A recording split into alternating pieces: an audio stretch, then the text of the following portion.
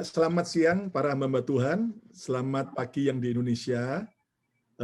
Terima kasih buat kesempatannya, buat komandan, memberikan kesempatan buat saya boleh sharing kebenaran. Saya mau bagikan satu ayat saja, tapi ayat ini biar bisa kita dalami bersama, dan nanti mungkin ada juga input maupun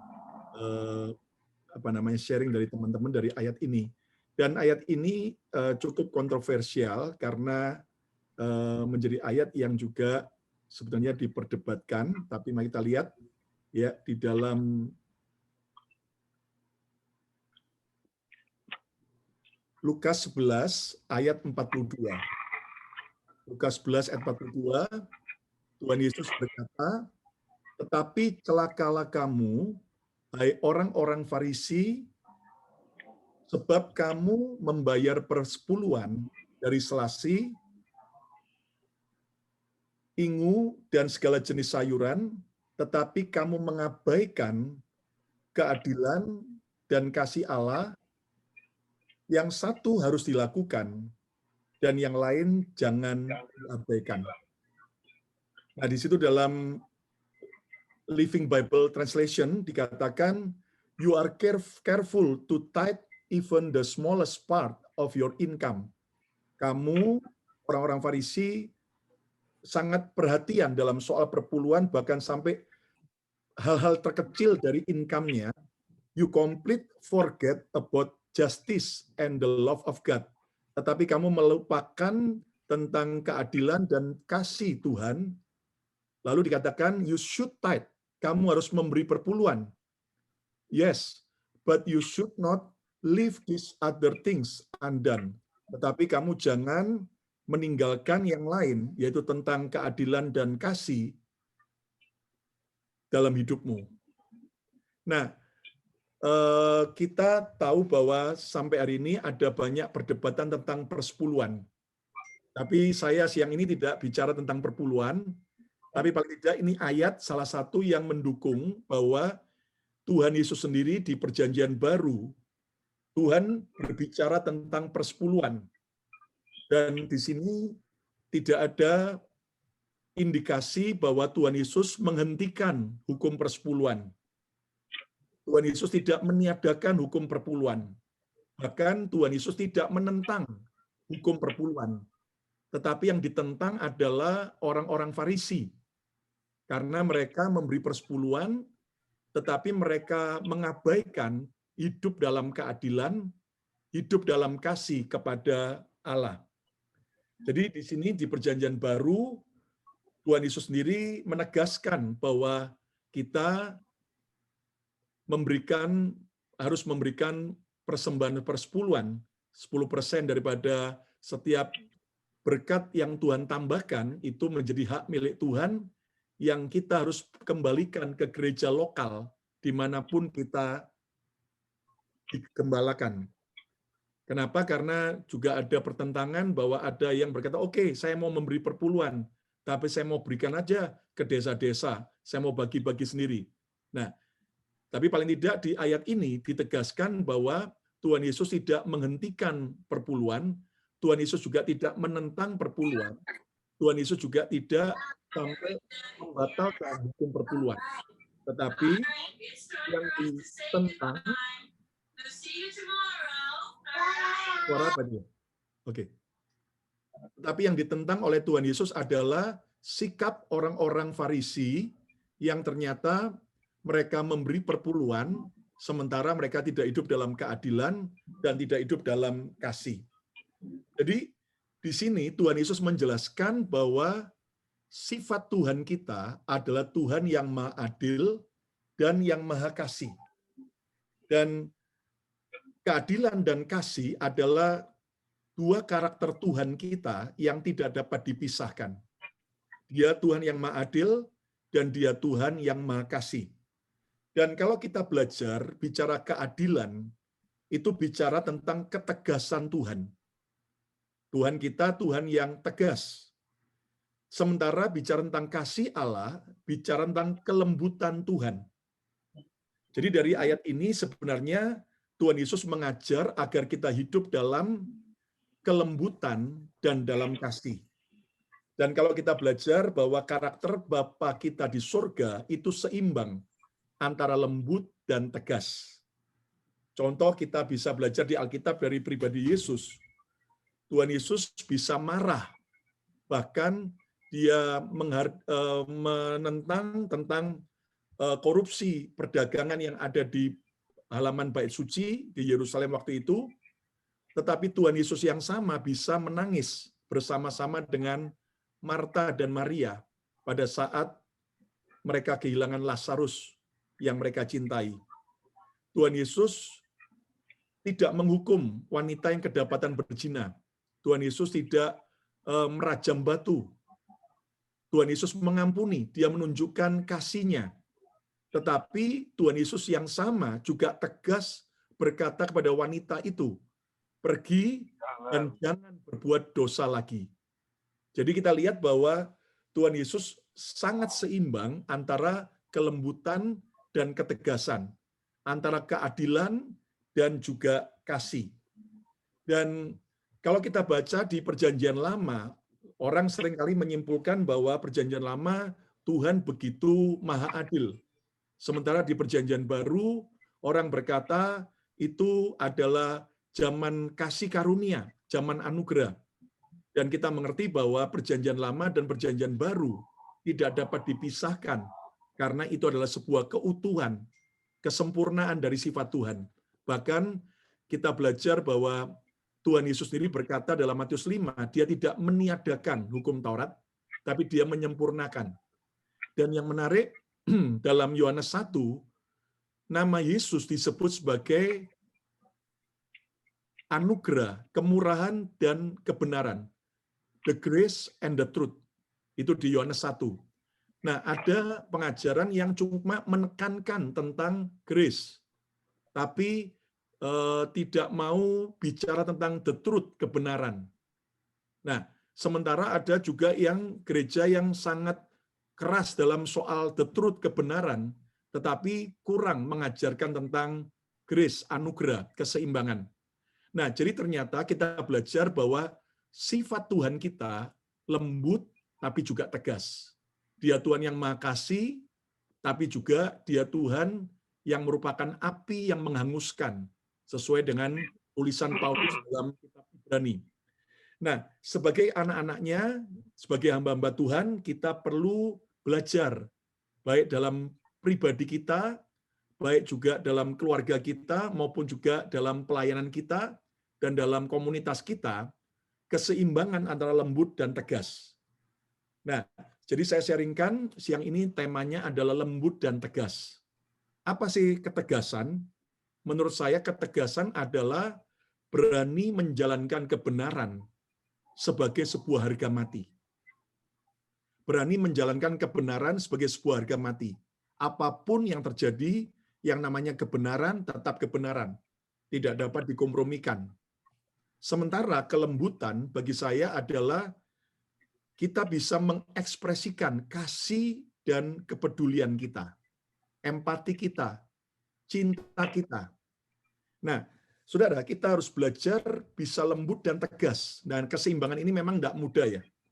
Kenapa? Karena ada satu saat di mana kita begitu kuat ketegasannya, tapi kita kurang kelembutannya.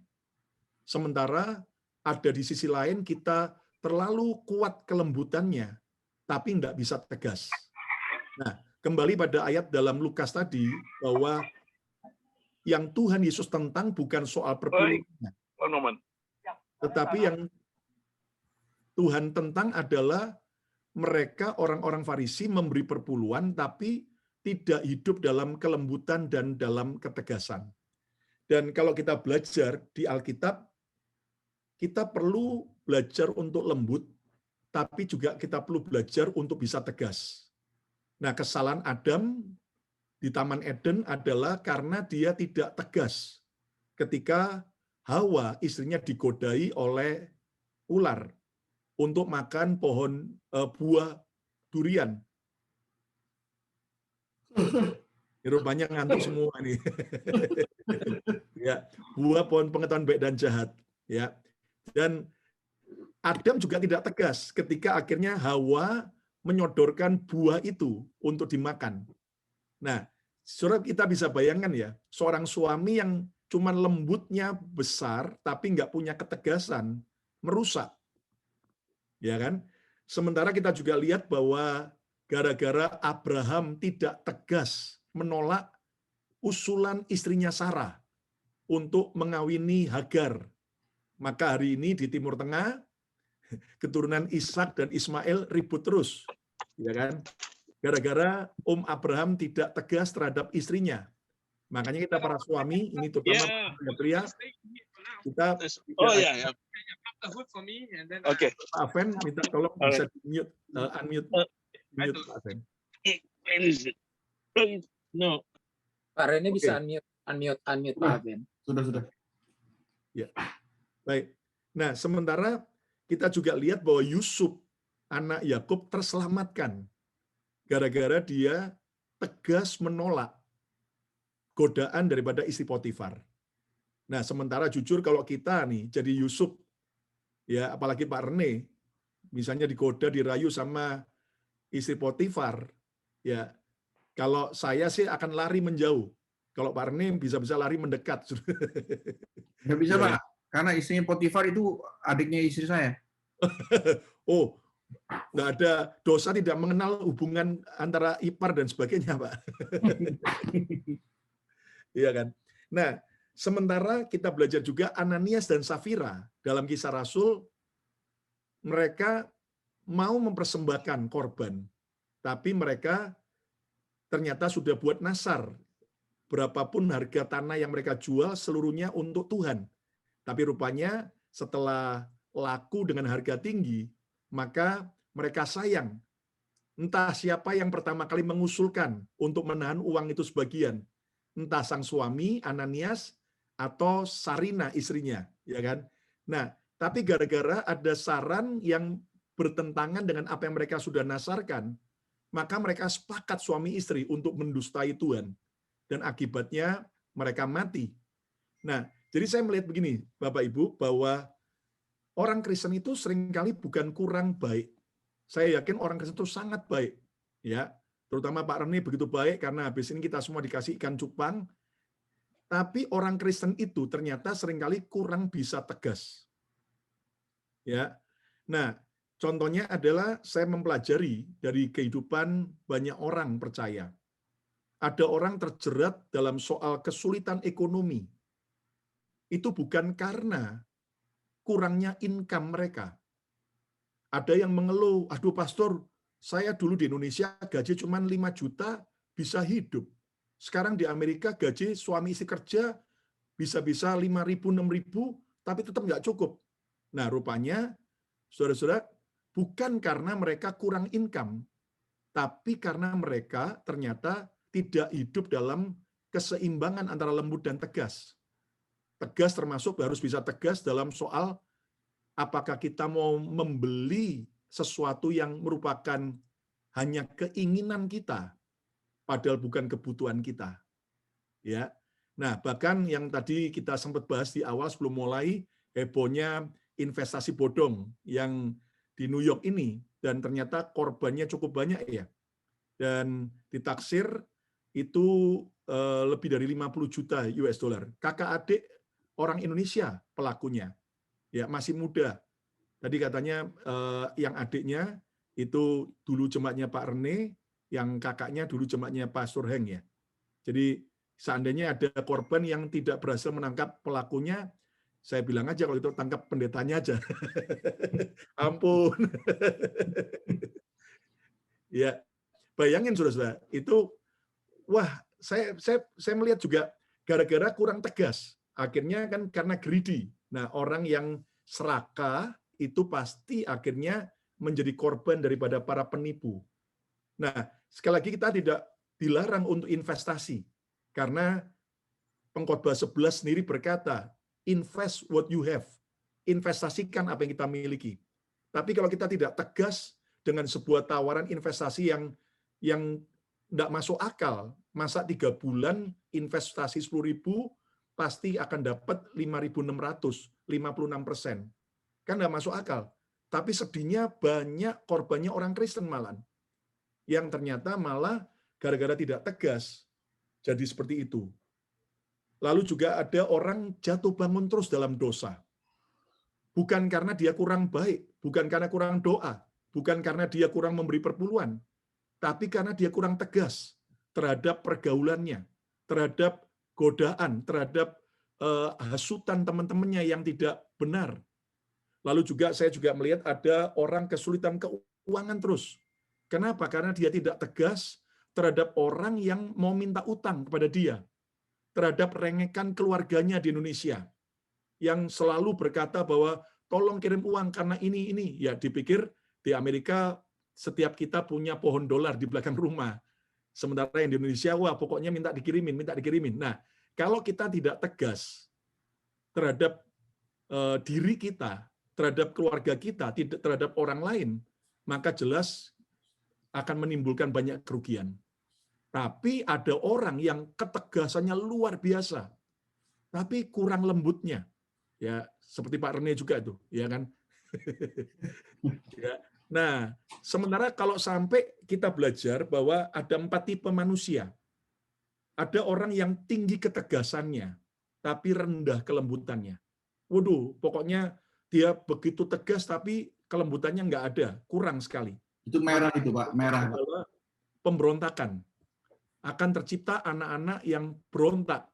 Bahkan juga bisa jadi jemaat yang berontak, karena mungkin kita sebagai pemimpin terlalu tegas, tapi kurang kelembutan. Tapi ada tipe orang kedua, rendah ketegasan, tapi tinggi kelembutan.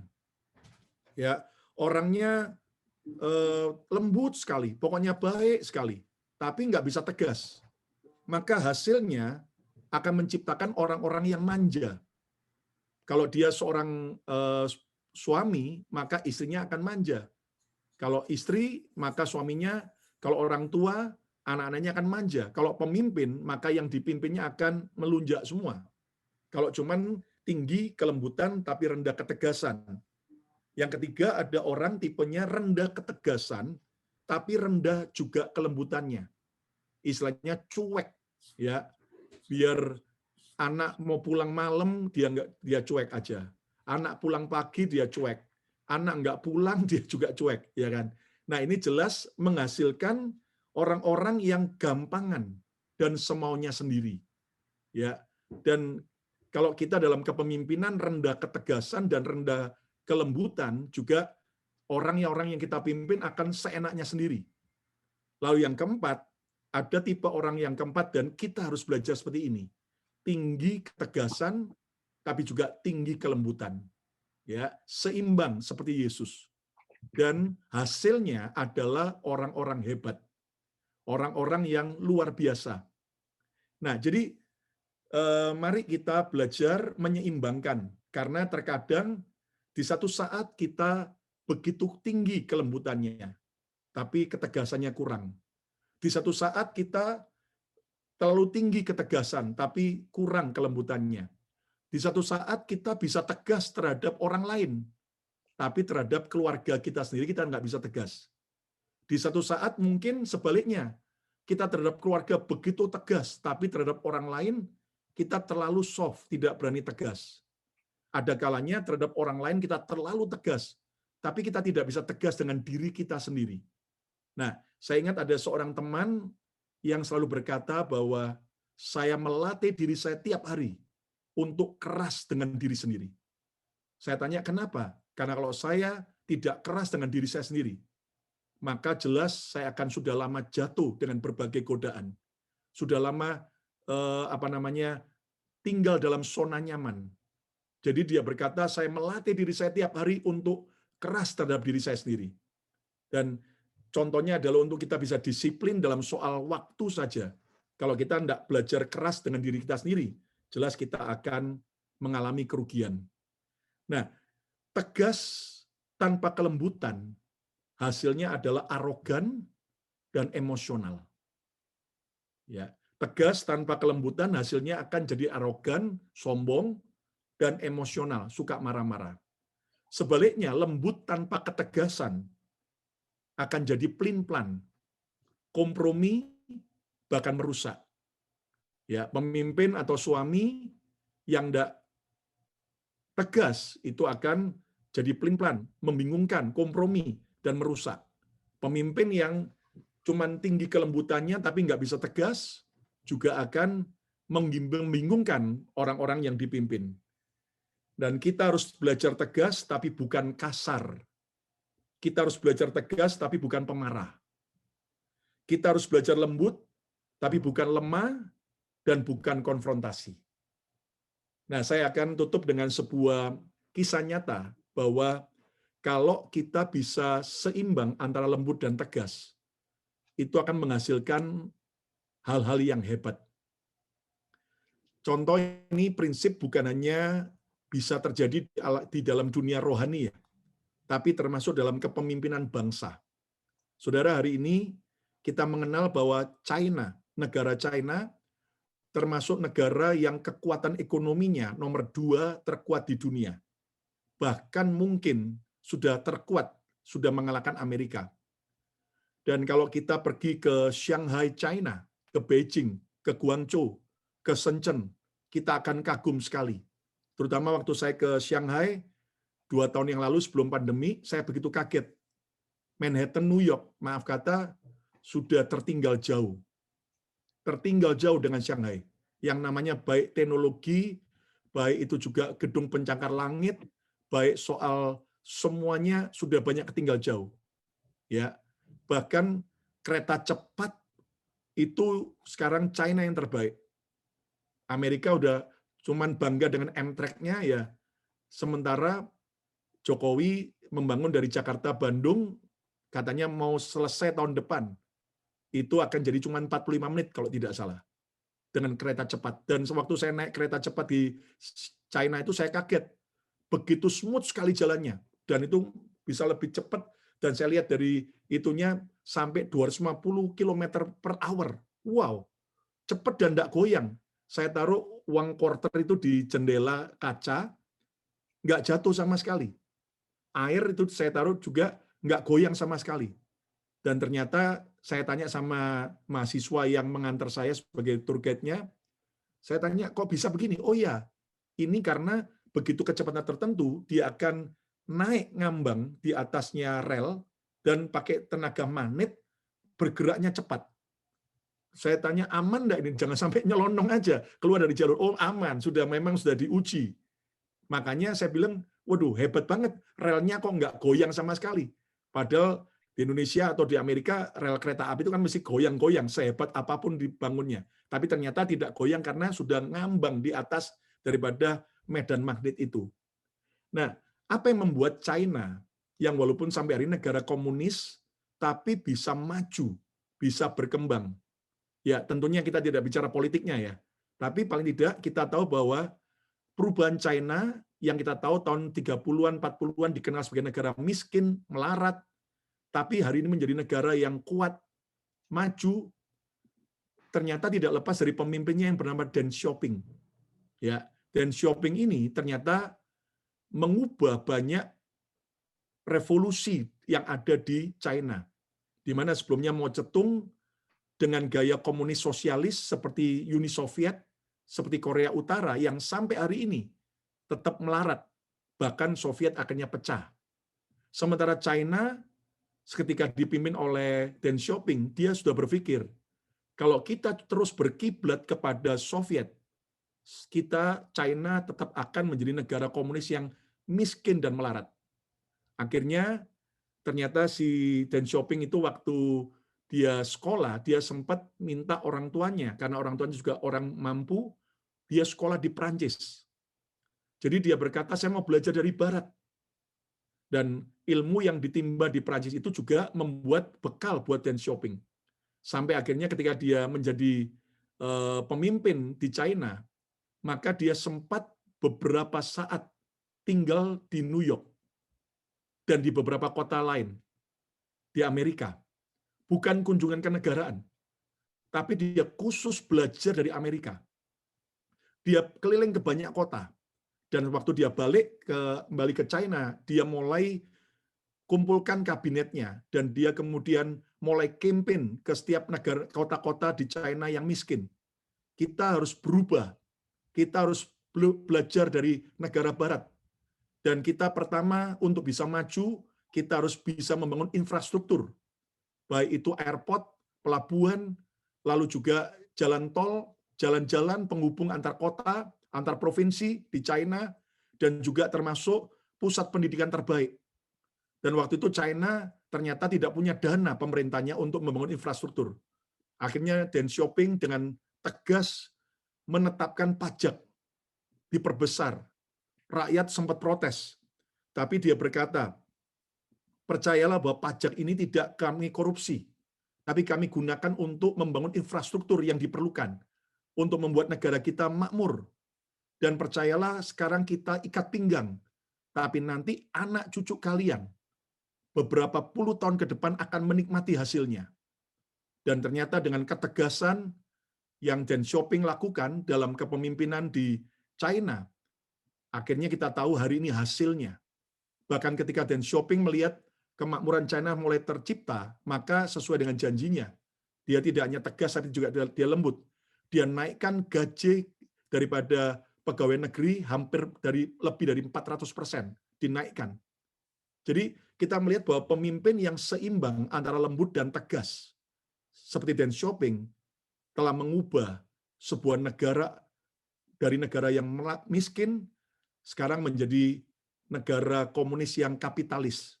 Dan kita kenal ada Jack Ma, ada banyak lagi konglomerat-konglomerat China, dan seandainya kalau mereka tidak punya pemimpin Deng Xiaoping, mungkin sampai hari ini China akan menjadi negara seperti Soviet, atau bahkan sudah lama pecah menjadi beberapa bagian seperti Soviet. Tapi seorang pemimpin yang punya kelembutan dan ketegasan, hasilnya hebat luar biasa. Itu saja sharing saya. Terima kasih buat kesempatannya.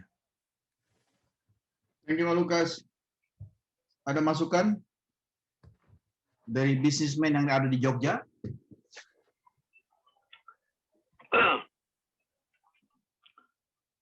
Iya, saya boleh mungkin juga karena ada Pak Guru kan mau tanya. Kan tadi ini konteks ini, kalau tapi kan konteks itu yang hendaklah engkau cerdik seperti ular dan tulus bagai merpati. Ya itu kan, tapi konteksnya dalam penginjilan seperti kayak waktu mau dikirim. Tetapi dapatkah kita pakai itu dalam pola yang sekarang seperti yang tadi Pastor Lukas katakan. Jadi dalam hal ini kita perlu segala macam alat cerdik, tapi perlu dengan ketulusan. Ya, sebab kalau kita ketulusan terus, kita di take advantage semua orang terus. Kalau kita cerdik terus seperti yang itu $50 juta orang dikerjain gitu.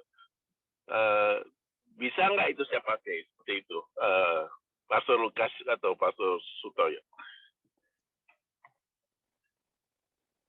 Monggo sang guru Pak Sutoyo.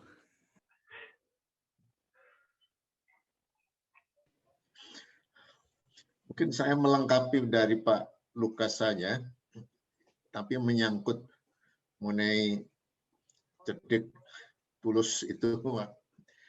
Jadi mengabaikan keadilan dan kasih, itu saya rasa kelengkapan daripada tegas dan lembut ya. Karena orang Farisi yang dikecam Yesus itu orang yang legalitas mengenai persembahan persepuluhan, ya, tetapi itu dalam bentuk kemunafikan sebetulnya, bukan sebagai ucapan syukur kepada Tuhan. Dan kita percayakan persembahan persepuluhan itu sebagai kasih pengucapan syukur kepada Tuhan. Jadi bukan sekedar untuk memberikan saja. Jadi dengan kata lain, orang Farisi melalui pemerasannya mendapat uang itu. Jadi uang itulah yang sesungguhnya menjadi persembahan persepuluhannya. Jadi bukan hasil yang murni daripada dirinya. Dan seharusnya orang Farisi itu memperjuangkan keadilan kepada sama dan kasih kepada Tuhan. kasih kepada Tuhan tadi melalui persembahan persepuluhan, dengan kata lain yang tulus di situ ya. Tulusnya adalah apa yang diperbuat itu merupakan sesuatu yang keluar dari dalam dirinya. Nah, ada ambisi pribadi yang berlebihan dari orang Farisi supaya bisa dilihat, jadi selalu duduk di tempat di depan ya, di dalam apa itu rumah ibadat, dan sifat ini tidak membangun kebersamaan sesungguhnya, tapi menunjukkan sifat keegoisannya. Dan sifat kemunafikannya adalah seperti kuburan, rapi di luar, tapi di dalamnya tulang belulang. Jadi dengan kata lain bahwa sesungguhnya yang diungkapkan oleh Lukas, ketegasan dan kelemah lembutan adalah ditunjukkan kepada kasih yang sejati. Kasih yang sejati melalui apa yang diperbuatnya. Jadi bukan kemunafikan, bukan mencari aku yang memberi banyak, yang melakukan lebih, dan sebagainya. Dan apa yang didapatinya itu merupakan sesuatu perbuatan tindakan yang adil ya. Jadi bukan menjadi suatu pemerasan, tetapi memang hasil yang mengalir daripada apa yang dikerjakan, buah karya daripada hidupnya. Jadi bukan suatu semacam pemerasan. Jadi kasih Allah dicurahkan kepada semua orang, dan karena itulah maka sikap adil kasih yang diterjemahkan Pak Lukas tadi dengan ketegasan, dengan kelembutan, itu merupakan rangkaian yang tidak terpisahkan. Sedangkan konteksnya Pak Advent memang itu bentuk penginjilan, Mbak ya. Itu sebetulnya ada kaitannya dengan Pak Lukas tadi, jadi tegas dan lembut. Iya, mungkin itu hanya komentar saya, Pak. Ya. Berarti Pak Lukas itu bicara tentang hijau, kuning, merah, dan biru. Kalau masih ingat semua itu. Ya. Yang nggak ngerti soal karakter kan tuh Pak ya? Ya. Pak Yakob Esra.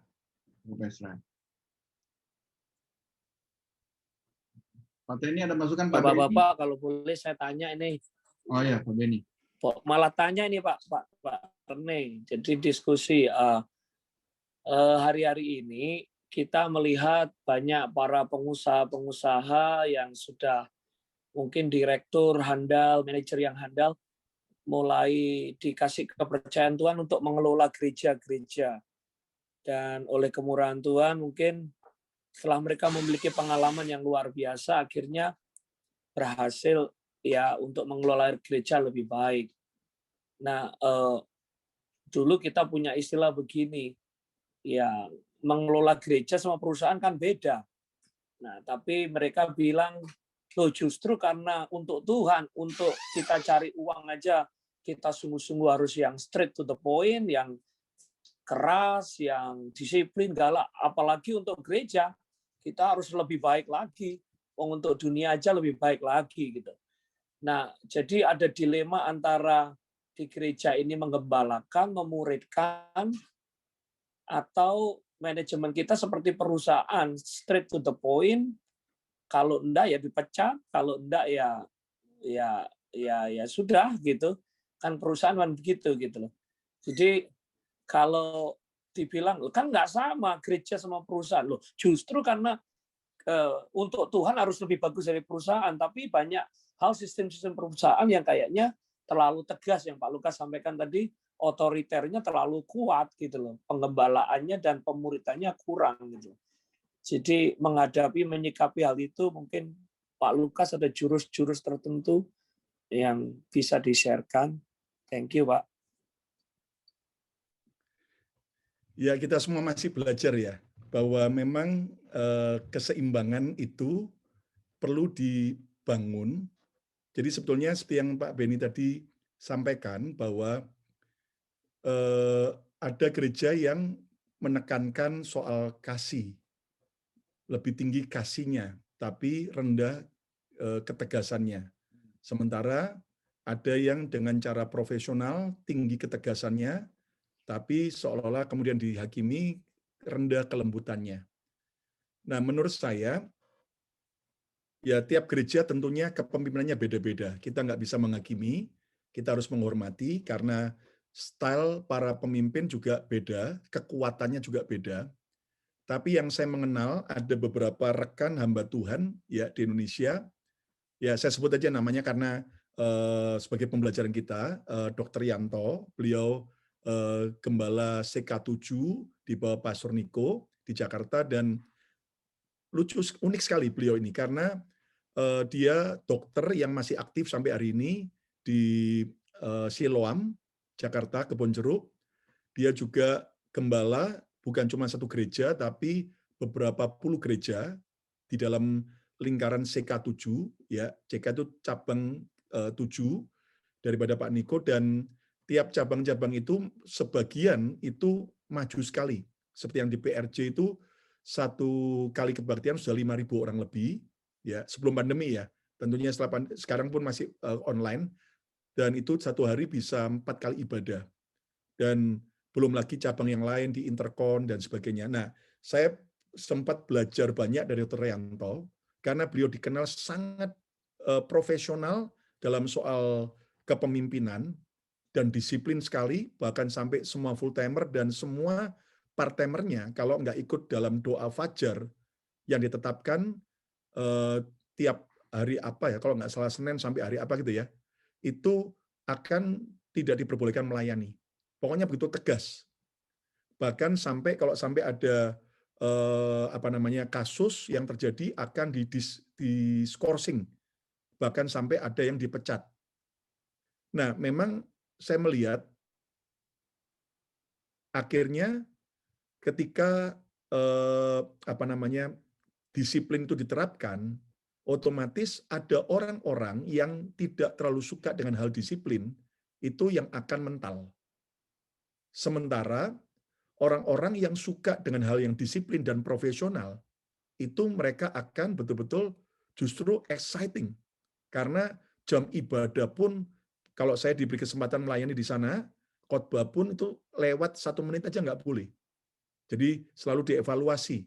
Jadi untuk kebaktian berikutnya diberitahu dengan Pak, tolong jangan terlambat Pak, karena begitu terlambat 5 menit saja selesai kebaktian, itu yang keluar parkir sama yang masuk untuk ibadah berikutnya akan kacau semua Pak. Jadi di situ saya juga belajar, wow, jadi khotbah punya cuma hanya 30 menit.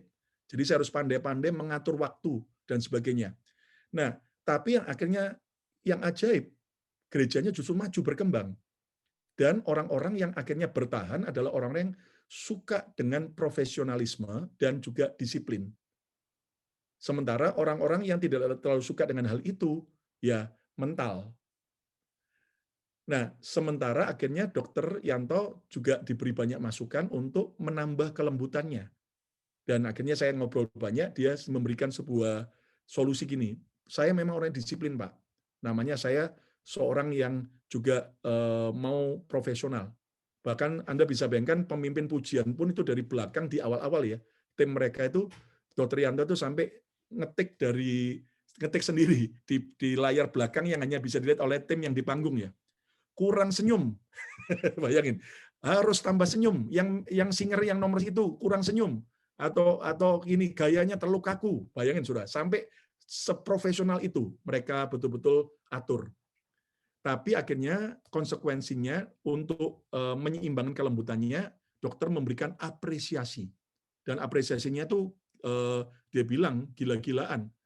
Timnya yang terbukti setia, sekian lama melayani dan absennya tidak pernah absen berapa kali, pokoknya itu setahun sekali akan diajak pergi pesiar, kapal berlayar, dibiayai gereja semua.